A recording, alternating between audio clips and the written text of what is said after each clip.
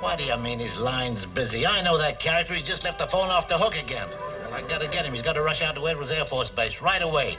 The weather's changed, so they put the X-15 test flight up ahead a whole day. Oh, never mind. I know where I can get him.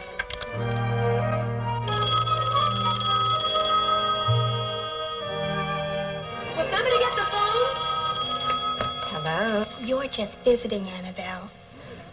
Hello? Oh, good morning, Mr. Burns. Uh-huh.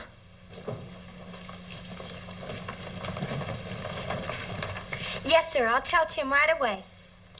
Angela, halt. Mother, you're not in the waves anymore. I've got to wake Tim up. Oh, I'll wake him up, Aunt Laura Lee. Oh, Annabelle, dear, you'll not only wake him up, you'll shake him up. I forgot. Yes, well, don't forget again, dear. Especially in the morning when a man's metabolism is just starting to do whatever it is a man's metabolism does.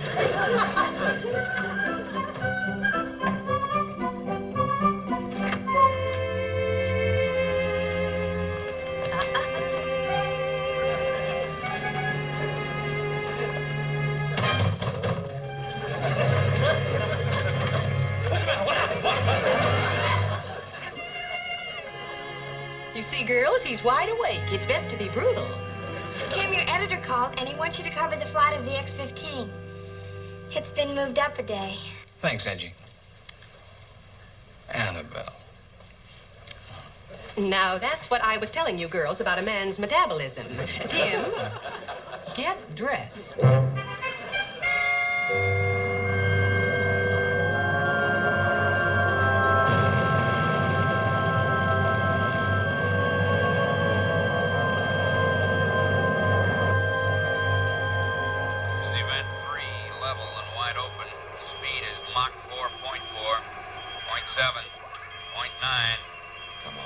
Stay with it. Mach 5.3. Little trouble with vertical stability. Hey, there's an unknown on my radar. A blip on a collision course with the X-15.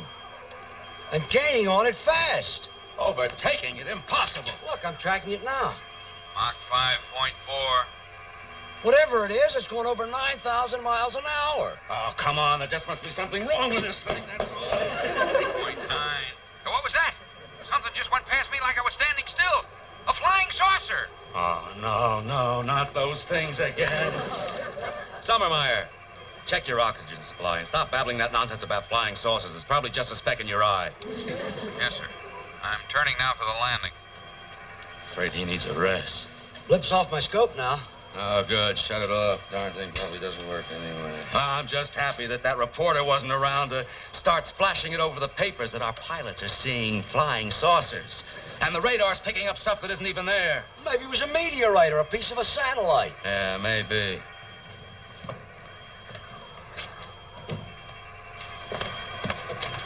Oh, hi, Colonel. Am I late? Oh, O'Hara, I'm afraid so. The show's over. But it was just a routine flight. If you could just give me the speed, let me interview the pilot. Yeah, I'm sorry. I can't give you any information right now. Yes, so you're pushing me. Oh, am I? How about that? No, wait a minute. Why so much secrecy if this is just a routine flight? No. Why can't I interview some... Why are you sweating in an air-conditioned room? Now, what happened?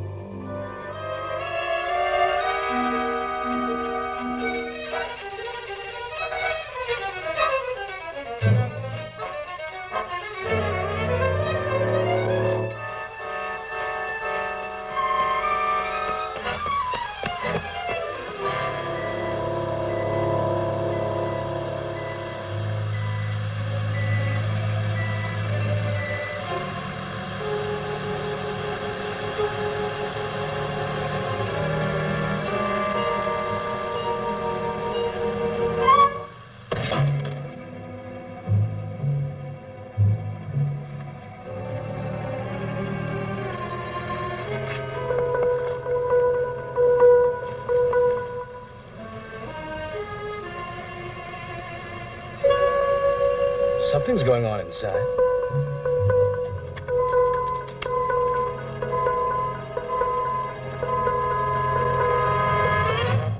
Are you through? Now, what are you waiting for me to say? Take me to your leader? Who are you? Well, I could give you some wild tale of being a Russian astronaut or the designer of an experimental spacecraft. But the plain fact of the matter is, I'm from Mars. Mars? Mars. Now, don't look so astonished. I'm a professor of anthropology from Mars, specializing in this primitive planet. Mars? I'm afraid you got hit a little harder than you think. That idiot in your antique rocket plane almost ran into me. You mean the X-15? And now I'm marooned on this backward planet until I can repair my ship. Now, hold it. You mean the X-15 almost ran into your, that thing? Precisely. It was lumbering along at barely 4,000 miles an hour. I had to strain my ship to get out of its way. You know how fast he was going? I can tell you to the 5th decimal place. Oh, that idiot at the controls reported me to his base as a flying saucer. Ooh. Well, just don't sit there. I've been hurt. Come on, we'll go to my car. You'll have to carry me. Takes me a little while to get used to the Earth's gravity. I weigh so much more here. Yeah.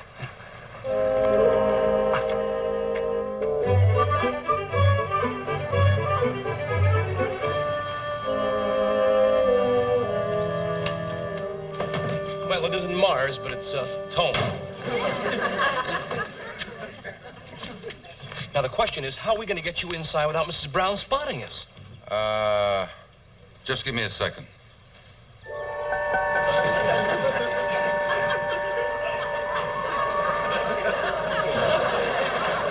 Nobody will see me now, but you'll still have to carry me in. All right, come on. How did you do that? It isn't easy. If I have to do it again in my condition, you're going to have a very sick Martian on your hands. Let's go. Oh, yeah. Oh. Now, give me your hand.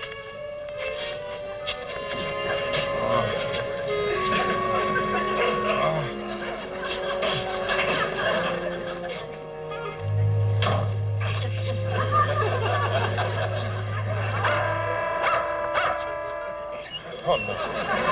Scram. Beat it. Go away. I'll take care of him.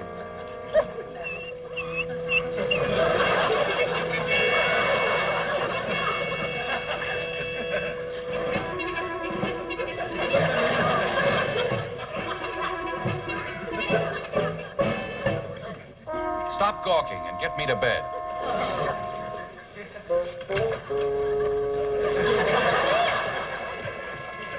What in the world are you doing? Well, it's kind of a charade. I'm pretending I'm carrying an invisible man into the house.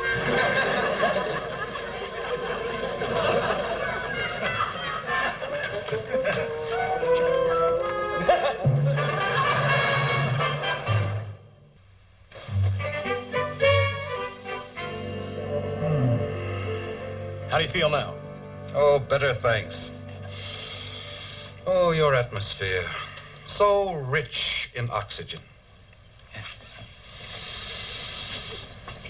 It's like breathing in a thick chocolate malted milk. Malted milk. Malted milk? How would a Martian know about that? Now, since modesty forbids my calling attention to my superior intellect, I'll confine myself to saying that I am the greatest living authority on the subject of your planet. I've visited here many times, especially in the last 150 years. 150 years? How old are you? Let's just say I'm approaching the prime of my life.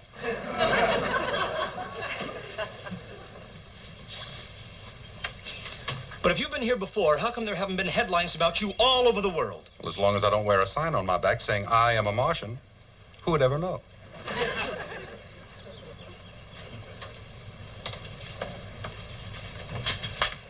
And no one you met ever suspected? Not even Thomas Jefferson. And he was a fairly bright fellow. For a native, that is. You know, you Earth people are handicapped. You only use a small portion of your brain. We Martians use all of ours. I can't believe it. The trouble is, you're too intelligent to believe it. You people baffle me. So illogical. So emotional. Earth's all right for a visit, but I wouldn't want to live here. Well, you've got to live here now, whether you like it or not. I'm afraid you're stuck. Only temporarily. I'll leave as soon as I can repair my spaceship, and no one will be the wiser but you. No. You're not leaving until I get a story on this and the pictures. I'm going to get the Pulitzer Prize for this. I'm sorry, but you're not going to be able to write that story. But I've got to write it. I'm a newspaper man. You wouldn't be for long. Nobody would believe you. Pick up the phone. Call your editor. Tell him you found a real live Martian. Go ahead. But it's the truth. No. They wouldn't believe you.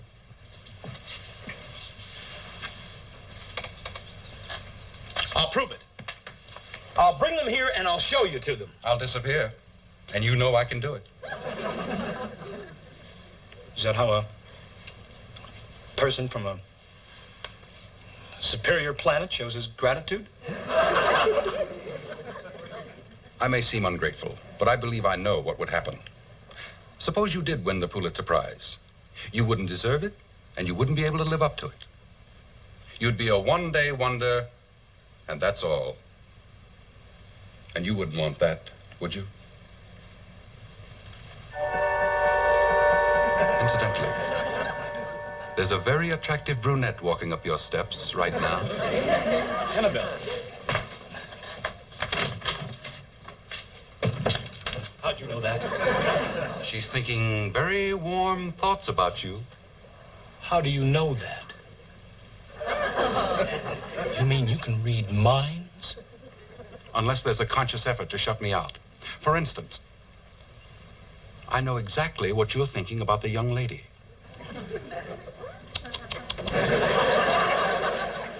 Oops. You shut me right out. That was personal. After all, I'm only human. But just remember, I'm more than human. Now, answer the door. If there's anything I hate, it's a smart alecky Martian.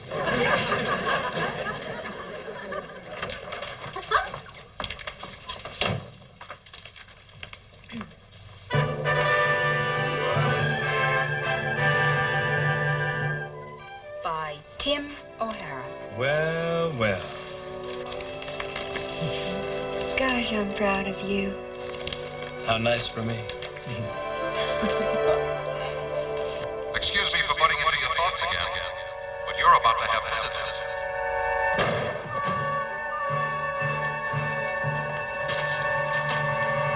Hey, what is this? Murphy, the Air Force wants to know where you got your information on the X-15 flight. Who's this? Well, he's a Martian. What? Martin. That's his name. Martin, my uncle. My Uncle Martin. He's here after a long trip, and he's not feeling very well. Let's go. No, hold it. What? Well, he might need something. So just help yourself, Uncle Martin. Oh, and here, you might need a little cash. I know you might be short. So, and the keys are in the car. Okay. Thank you. I may not be back by the time you leave, so... Well, it's been very nice seeing you. I hope you have a very pleasant trip and happy landing. All right. Take good care of him, Annabelle. Arrivederci. He must be a pretty nice boy. He is. I mean, you're his uncle. You ought to know. Oh, well, I haven't seen much of him, and my home is a long, long way from here. Well, we'll take care of you, my aunt and I. Is your aunt the woman next door who gives bridge lessons and is taking a course in real estate and sells Christmas cards and beauty creams and is studying the stock market with a Ouija board? Tim must have talked to you about her. Yes. Well, I'll be able to take care of myself, thank you. I'll be up and around tomorrow. Well, we'll take care of you anyway.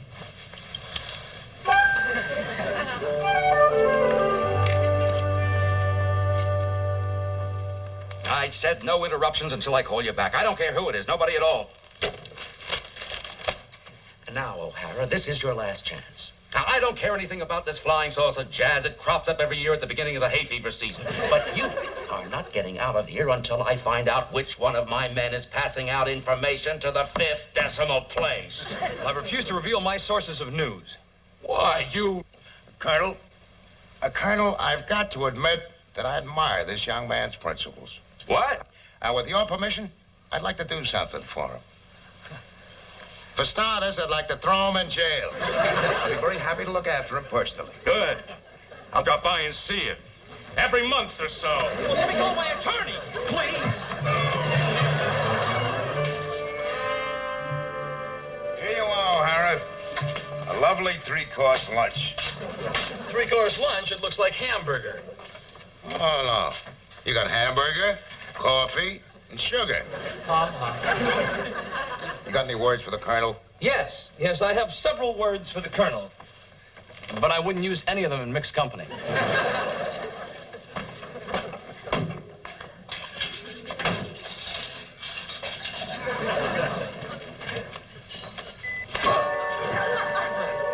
Murphy stole your pickle. How'd you get in here? I arrived with a lunch. I realize you don't have visiting hours, but I wanted to thank you personally for your kindness. Oh, that's all right. You're in a lot of trouble because of me, aren't you? Well, I'll live through it. Why'd you let yourself in for it? I guess I'm a little stupid sometimes.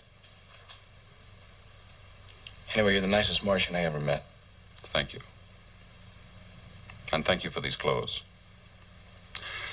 Now, how are we going to get you out of here? Let me think. Suppose we tell them that you picked up their control center on your car radio. No, that's impossible. My radio wouldn't pick up their frequency. Blame it on sunspots, freak reception, an ionization shift in the upper atmosphere. That's your story, and stick to it. I'll try, but... Excuse me a moment. Murphy's coming back. Eat your lunch.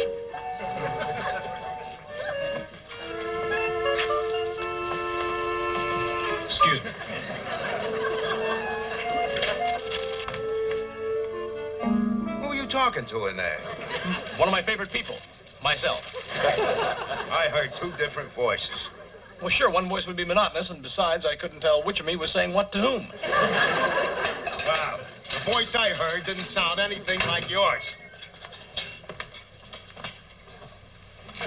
Why should it? Charlie McCarthy doesn't sound anything like Edgar Bergen.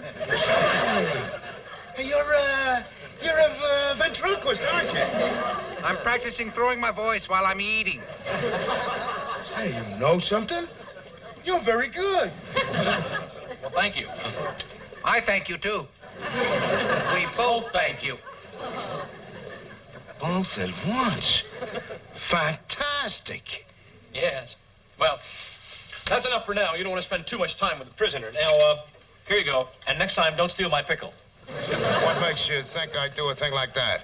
Your face. It's got pickle stealer written all over it. If you've got anything to say to the Colonel, you let me know. Yes, I may do that. Goodbye, Tim. See you later. Sensational.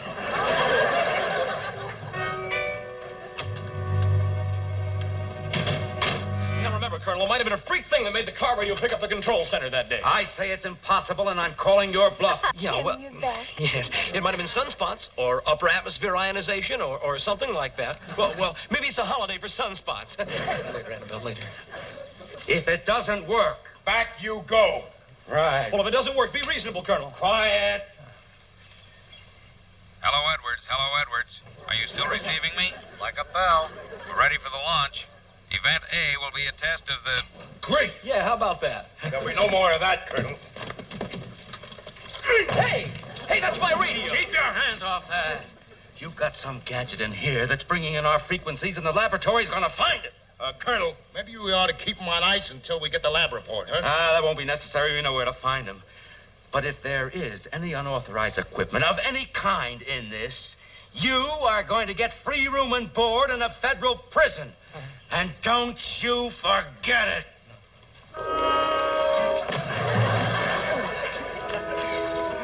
Are you all right, Colonel? Yes, yes.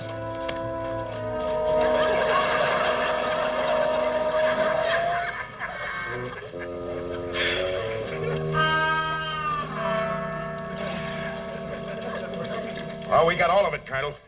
Well, the laboratory technicians will find out exactly how this could happen. Somehow I doubt it. I simply don't understand. Now, why didn't you tell me you could gimmick up my radio? You just let me sweat it out. Exactly. If I hadn't, you would have been smug and overconfident. And the colonel might have detected a fishy aroma. Well, I suffered. It was very painful. Well, a little pain is good for you. As one of your playwrights observed, pain makes man think. Thinking makes man wise. And wisdom makes life endurable. Next problem. My little spaceship is down in the garage, and I've got to start repairing it so I can get back to Mars. We need a number of very scarce items, most of which haven't been invented yet. Well, that sounds pretty expensive. What are you going to use for money?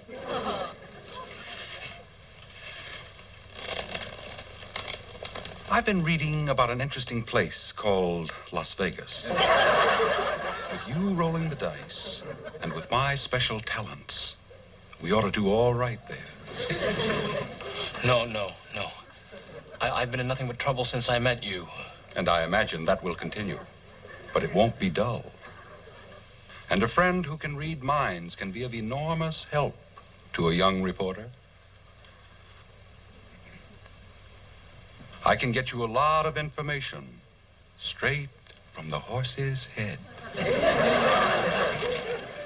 Now, what do you say? It's a deal. Welcome to the O'Hara family. Thank you, my boy. Well, I guess that makes me the first Irishman from the planet Mars.